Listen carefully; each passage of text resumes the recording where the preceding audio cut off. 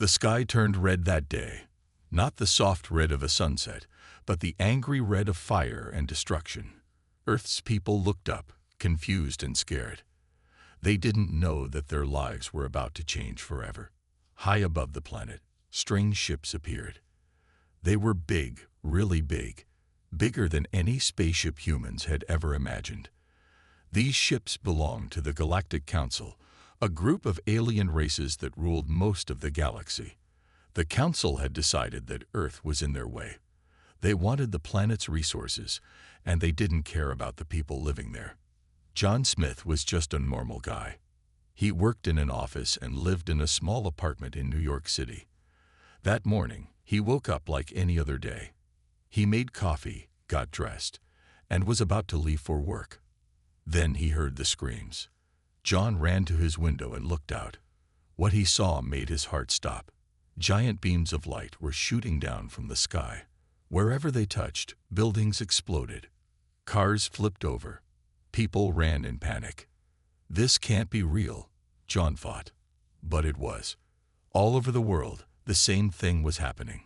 In London, Paris, Tokyo, and every other city, the alien ships attacked. They didn't ask questions. They didn't make demands. They just started killing. Sarah Chen was a student in Beijing. She was in class when the attack began. Her teacher was talking about history when the school shook. Everyone thought it was an earthquake at first. Then they saw the ships through the windows. "Run," the teacher shouted. Sarah and her classmates ran out of the school. In the street, it was chaos. People were running in all directions. The air was full of dust and smoke. Sarah couldn't believe her eyes when she saw a car flying through the air, thrown by one of the alien beams. In Rio de Janeiro, Maria Oliveira was at the beach with her family. It was a beautiful day. The sun was shining, and the water was perfect. Then the sky went dark. Maria looked up and saw a massive ship blocking the sun. Before she could even scream, the beach was hit by a beam. Sand turned to glass. The water boiled. Maria's last thought was of her children, hoping they had run fast enough. The Galactic Council's attack was quick and brutal. They didn't care about military targets or governments. They attacked everywhere, killing millions of innocent people in just a few hours. In Washington, D.C., the President of the United States was taken to a bunker. Military leaders from around the world tried to fight back. They launched missiles and sent fighter jets. But nothing worked. The alien ships were too strong. Their shields could stop anything Earth threw at them. As the first day of the attack ended, the world was in shock. Smoke rose from every major city. Millions were dead. Millions more were injured or missing. The lucky ones hid in basements or subway tunnels, hoping the aliens wouldn't find them. John Smith survived that first day. He helped some of his neighbors escape from their burning building. Now he sat in a dark subway station with a group of strangers. Everyone was quiet, trying to understand what had happened. An old man spoke up, his voice shaking. "Why? Why would they do this to us?" No one had an answer. They didn't know about the Galactic Council. They didn't know why Earth had been attacked. All they knew was that their world had changed forever. As night fell, the attacks slowed down. But no one felt safe.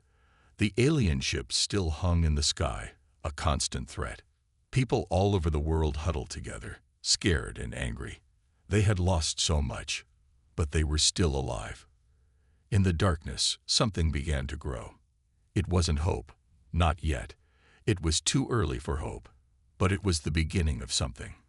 A feeling that this couldn't be the end. That somehow, some way, humanity would fight back. The Galactic Council had made a big mistake. They thought humans would be easy to defeat. They thought wrong. The real fight was just beginning. A week after the first attack, the world was different. Cities lay in ruins. Smoke still rose from burning buildings. But something else was rising too. The human spirit. In the underground bunker of the Pentagon, General Sarah Thompson looked at the tired faces around her. Military leaders from around the world were there, connected by video calls. They had all lost so much, but they weren't giving up. "We need to work together," General Thompson said. Her voice was strong, even though she hadn't slept in days. "This isn't about countries anymore. It's about all of us. About humanity." On the screens, heads nodded. For the first time in history, the whole world agreed on something. They had to fight back.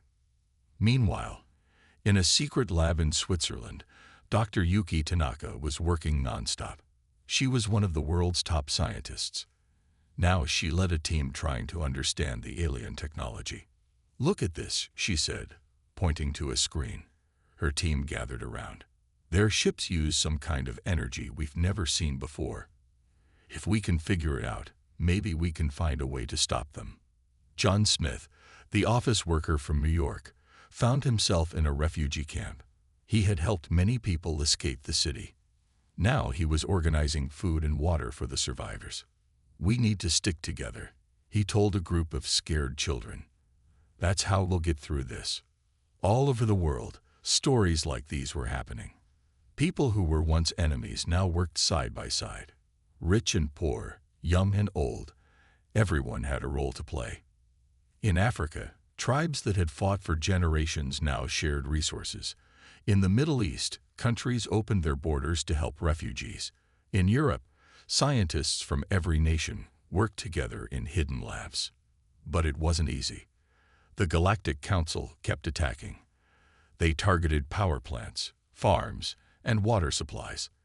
They wanted to break the human spirit, but they didn't understand how strong that spirit was. In India, a young girl named Priya had an idea. She used old radios to create a communication network. Soon, people all over the country were sharing information, warning each other about attacks. Priya's idea spread. Ham radio operators in every country joined in. The aliens could destroy cell towers and the internet, but they couldn't stop every radio. Back in the Pentagon, General Thompson got the news. "We have a global communication network," she said, a small smile on her face. "It's not much, but it's a start." The United Nations, or what was left of it, met in a secret location. They formed a new government, one that represented all of Earth. They called it the Human Unity Council. The Human Unity Council's first act was to create a global defense force. Every country that could still fight sent soldiers and weapons. It wasn't much compared to the alien technology, but it was all they had. Dr. Tanaka's team made a breakthrough. They found a way to detect the alien ships before they attacked. It wasn't perfect, but it gave people a chance to hide. John Smith joined the new defense force. He wasn't a soldier, but he wanted to help. Millions of others did the same. Farmers became fighters. Teachers became strategists. Everyone had a part to play. The aliens noticed the change. Humans weren't easy targets anymore. Sometimes, their attacks were met with resistance. It wasn't enough to win, but it was enough to survive. As the second week of the invasion ended, humanity had changed. They were battered, scared, and grieving. But they were also united, determined, and angry. In her lab, Dr. Tanaka looked at a new piece of alien technology they had captured. "This is it," she said to her team. "This could be the key to fighting back." General Thompson got the news in the Pentagon. For the first time since the invasion, she felt a glimmer of hope. Across the world, humans looked up at the sky. The alien ships were still there, threatening and powerful. But now, when humans looked at those ships, they didn't just feel fear. They felt determination. The Galactic Council had wanted to crush humanity. Instead, they had united it. The real fight was about to begin. 1 month after the first attack, Earth was a different place. The big cities were gone. People lived in hidden camps and underground bunkers. But they weren't giving up. All over the world, humans were fighting back. In the ruins of London, a group met in an old subway tunnel. They called themselves the Shadow Wolves. Their leader was a former police officer named Jack Harper. "We hit the alien supply depot tonight," Jack said. His face was dirty and he looked tired, but his eyes were fierce. They won't expect us. They think we're weak. The shadow wolves nodded. They were scared, but they were also angry. The aliens had taken everything from them. Now, they wanted payback. On the other side of the world, in the mountains of Chill, Maria Gonzalez led another group. They called themselves the Mountain Ghosts. Maria used to be a teacher. Now, she was a guerrilla fighter. Our job is to watch, Maria told her team. We need to know where the aliens go, what they do. Information is our weapon. The Mountain Ghosts spread out across the Andes. They watched the alien ships come and go. Every bit of information they gathered was sent to the Human Unity Council. In Japan, a group of hackers worked day and night. They called themselves the Digital Samurai. Their leader was a young woman named Akiko Sato. We're close, Akiko said, her fingers flying over a keyboard. I think we can break into their communication system. If they succeeded, humans would be able to listen to the aliens' plans. It could change everything. Back in New York, John Smith was on a dangerous mission. He led a small team into the ruins of the city. They were looking for something important. There, John whispered, pointing at a fallen building. That's where the alien tech lab was. John's team carefully entered the ruins. They were looking for any piece of alien technology they could find. Even a small part could help Dr. Tanaka and her team. In orbit around Earth, the aliens noticed something was changing. Their patrols were being ambushed. Their supply lines were being disrupted. It wasn't enough to stop them, but it was annoying. The alien commander, a tall creature named Zix, was angry. Find these humans, he ordered. Crush their resistance.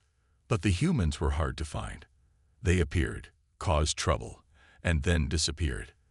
The aliens weren't used to this kind of fighting. In Africa, a group called the Desert Foxes was causing the most trouble. Led by a former safari guide named Quaim, they used the vast deserts to hide.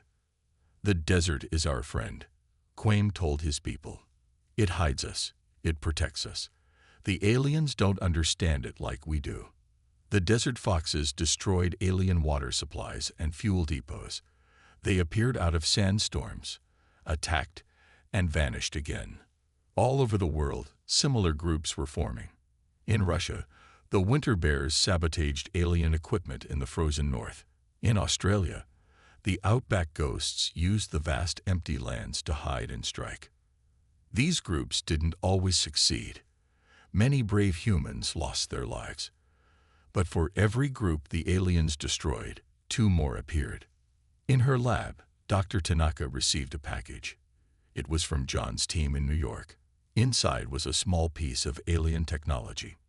This is it, Dr. Tanaka said, her eyes wide. This could be the key to everything. In the Pentagon bunker, General Thompson got the news. Keep pushing, she told the resistance leaders around the world. We're making progress. The human spirit was growing stronger. People who had been afraid were now becoming brave. Those who had hidden were now fighting back. The Galactic Council had made a big mistake. They thought humans would be easy to conquer, but humans were tougher than anyone expected. As the resistance grew stronger, a new feeling began to spread. It wasn't just anger or fear anymore. For the first time since the invasion, people began to feel something else.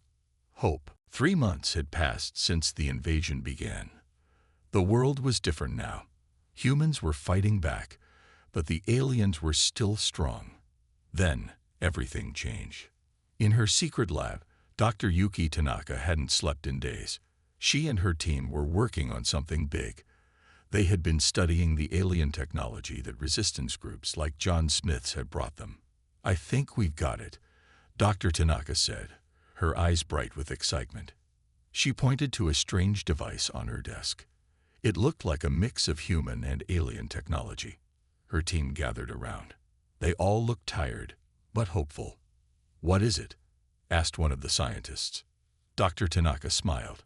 It's a shield disruptor. If it works, It can take down the aliens' force fields. The news spread quickly. General Thompson in the Pentagon received the message first. She immediately called a meeting of the Human Unity Council. This could change everything, she told the world leaders. If we can take down their shields, we can fight back for real. But there was a problem. The device was small. It only worked at short range. Someone would have to get close to the alien ships to use it.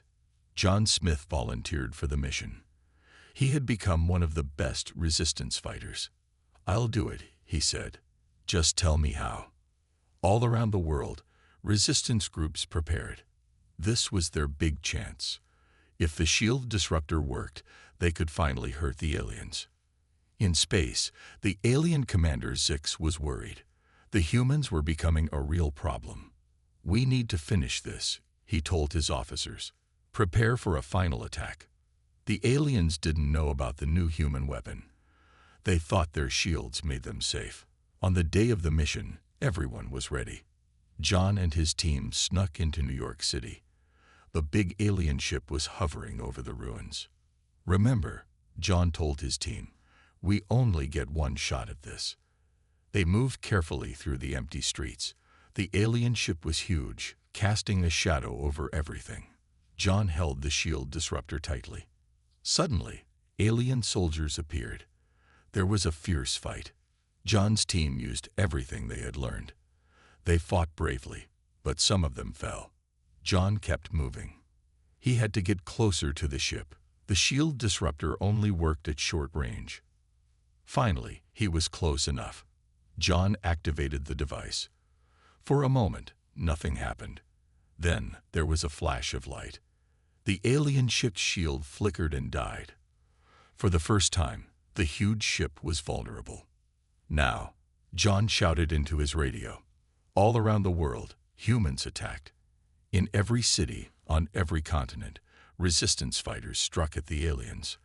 The mountain ghosts in Chile, the desert foxes in Africa, the winter bears in Russia, everyone fought. This time, their weapons worked. Alien ships fell from the sky. The invaders, for the first time, felt fear. In his command ship, Zix couldn't believe what was happening. "How is this possible?" he roared. "Their weapons are nothing compared to ours." But he was wrong. Human weapons, powered by human courage, were stronger than he thought. The battle raged for hours. Humans took heavy losses, but they kept fighting. They had waited for this chance, and they weren't going to waste it. By the end of the day, the aliens were retreating. They had lost many ships and soldiers. It wasn't a total victory for humanity, but it was a start. In the Pentagon, General Thompson watched the reports come in. She allowed herself a small smile. "We've got them on the run," she said. Dr. Tanaka and her team celebrated in their lab. Their invention had worked. It had given humanity a fighting chance. John Smith, battered but alive, looked up at the sky. For the first time in months, he saw more blue than alien ships. "We can do this," he thought. "We can win." The war wasn't over. The aliens were still strong. But now, humans had hope. They had proven that they could fight back.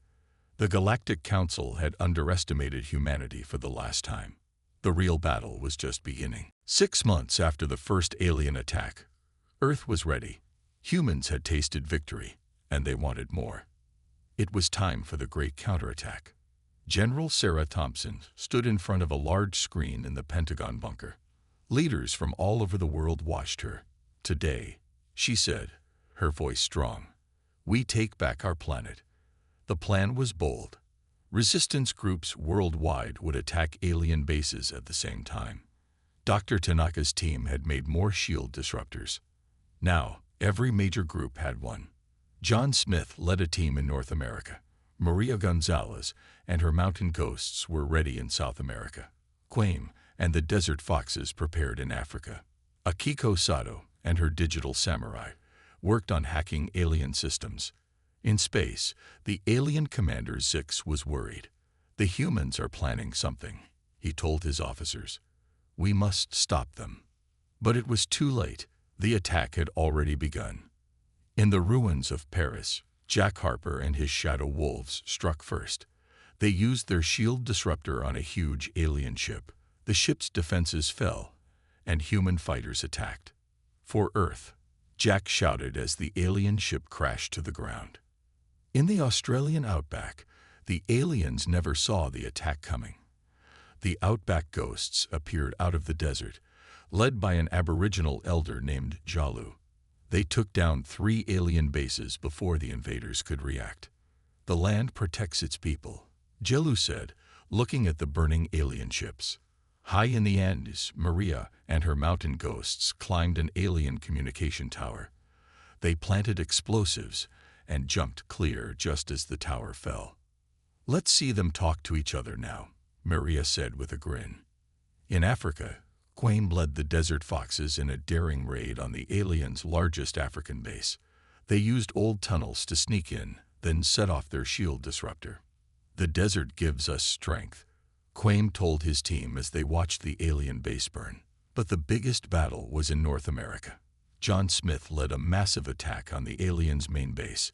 It was built where New York City once stood. "This is for everyone we've lost," John said as he activated the shield disruptor. The battle was fierce. Alien ships fell from the sky, but human fighters fell too. The aliens fought hard to protect their base. In orbit, Zix couldn't believe what he was seeing. "How are they doing this?" he roared. "They're just humans." But the humans weren't stopping. All over the world, they pushed harder. Years of anger and pain fueled their attack. In Japan, Akiko and her digital samurai made a breakthrough. "We're in their systems," she shouted. Her team cheered as alien communications went dark. The aliens were in chaos. Without their shields and communications, they were vulnerable. Human weapons, once useless against them, now caused real damage. General Thompson watched it all from the Pentagon. "Keep pushing," she ordered. "We've got them on the run." The battle raged for days. Humans took heavy losses, but they didn't stop. They had waited too long for this chance. Finally, after a week of non-stop fighting, it was over. The alien bases were destroyed. Their ships were shot down or had fled. Earth was free. In the ruins of New York, John Smith looked up at the sky. For the first time in months, he saw only blue, no alien ships, no threat. "We did it," he said softly. "We really did it." All over the world, people celebrated. They had faced the greatest threat in human history, and they had won. But in the Pentagon, General Thompson knew it wasn't over. "They'll be back," she told the world leaders. "We need to be ready." Dr. Tanaka nodded. "We'll keep working," she said. "Next time, we'll be even stronger." The people of Earth had learned something important. They were stronger than they knew. They had faced an advanced alien race and won. The Galactic Council had made a big mistake. They thought Earth would be an easy target. Instead, they had awakened a sleeping giant. Humanity was ready to take its place among the stars. A year had passed since Earth's great victory. The planet was healing, but things were far from normal. Humans knew they weren't alone in the universe anymore, and the universe had noticed Earth. In a secret room deep under the rebuilt United Nations building, John Smith sat with world leaders. He wasn't just a resistance fighter anymore. Now he represented Earth in galactic matters. "We've received another message," John said, his face serious. "More aliens want to talk." General Thompson frowned. "Are they friendly?" John shrugged. "They say they are, but so did the Galactic Council at first." The room was quiet. Earth had won its freedom, but at a great cost. No one wanted another war. Far away, on a planet called Xerex, an important meeting was happening. Aliens from all over the galaxy had gathered. They were talking about Earth. "The humans defeated the Galactic Council," said a tall blue alien named Clix. "We can't ignore them anymore." Another alien, a small green one called Vex, disagreed. "They're dangerous. We should destroy them before they become a threat." The argument went on for hours. Some aliens wanted to make friends with Earth. Others were afraid of humans and their fighting skills. Back on Earth, Dr. Tanaka was working hard. She had learned a lot from the alien technology. "We need to be ready," she told her team, "for friends or enemies." In Africa, Quaim and his desert foxes were building a new city. It used both human and alien technology. "We'll show the galaxy what humans can do," Quaim said proudly. Similar things were happening all over Earth. Humans were using what they had learned to make their planet better and stronger. In space, a small ship approached Earth. It carried ambassadors from different alien races. They were coming to talk. John Smith and General Thompson went to meet them. They were nervous but excited. The first alien to step out was Clicks, the tall blue one. "Greetings, humans," Clicks said.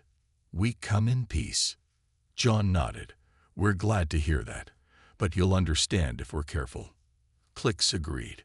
"The Galactic Council was wrong to attack you. Many of us disagreed with their actions." Over the next few days, humans and aliens talked. They learned about each other's worlds and cultures. Some aliens were very different from humans. Others were surprisingly similar.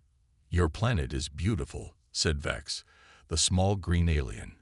He had been afraid of humans at first, but now he was impressed. "And your people are interesting." John smiled. "We have our good points and our bad points. Just like everyone, I guess." The talks went well. Many alien races wanted to trade with Earth. They were interested in human music, art, and ideas. Humans were excited to learn about alien science and technology. But not everything was perfect. Some aliens were still afraid of humans. They remembered how Earth had defeated the powerful Galactic Council. "You must promise not to attack other worlds," one alien ambassador said. General Thompson stood up, angry. "We never wanted to attack anyone. We just defended our home." John calmed her down. "We understand your worry," he told the aliens. "Earth wants peace, but we'll always defend ourselves if we have to." In the end, Earth made many new friends, but they also had some new enemies. The galaxy was a big, complicated place. Back in New York, John looked up at the stars. They didn't seem as far away as they used to. "What do you think will happen next?" asked Maria, who had come from Chile for the talks. John shook his head. "I don't know. But whatever comes, we'll face it together. All of us. The whole Earth." As they watched, a shooting star flew across the sky. But it wasn't a star. It was a ship, carrying alien visitors to Earth. The future was uncertain.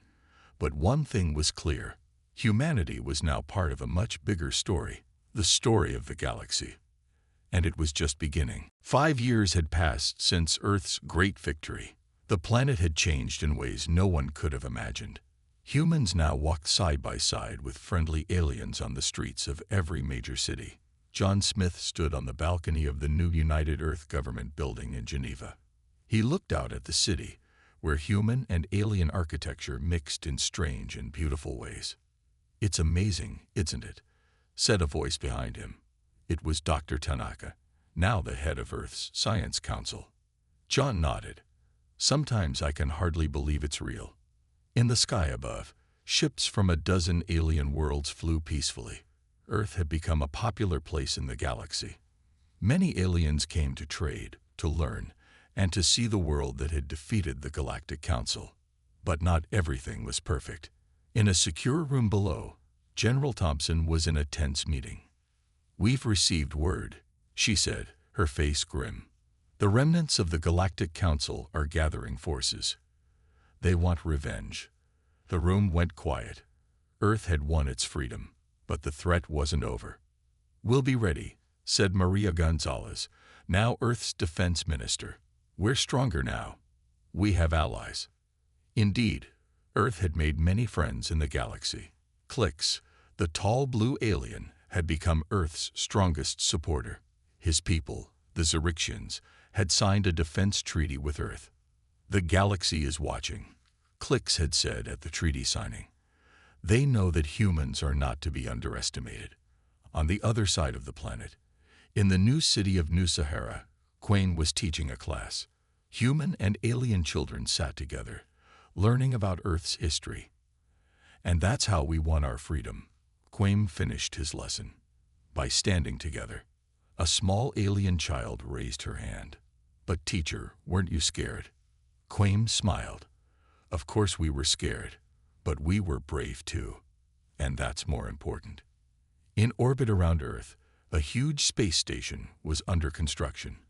It was a joint project between humans and several alien races. It would be a symbol of peace and cooperation. Akiko Sato, once the leader of the Digital Samurai, now headed the project. "This station will be a beacon of hope," she told reporters, "a place where all species can come together." But even as Earth celebrated its new place in the galaxy, it prepared for the challenges ahead.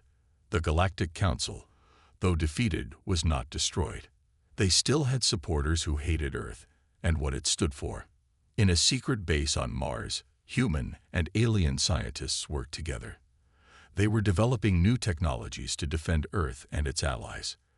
"We won't start a war," John had told the United Earth government, "but we'll be ready if war comes to us." As the sun set over Geneva, John thought about everything that had happened. The invasion, the resistance, the victory. Earth had suffered, but it had also grown stronger. "We've come so far," Dr. Tanaka said, joining him on the balcony. "But we have so much further to go." John nodded. "The galaxy is big, full of wonders and dangers, but I think we're ready for it." As they watched, a group of human and alien children ran by, laughing and playing.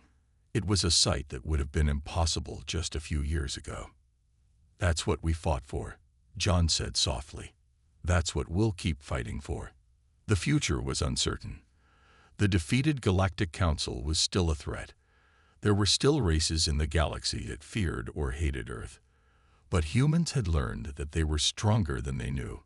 They had faced the greatest challenge in their history and had not only survived, but thrived. As night fell, the stars came out, but they didn't seem cold and distant anymore. Now, they were full of possibility. Earth had taken its place among those stars, and whatever the future held, humanity would face it together. The story of Earth and its place in the galaxy was far from over. In fact, it was just beginning, and it promised to be an adventure beyond anything humans had ever imagined.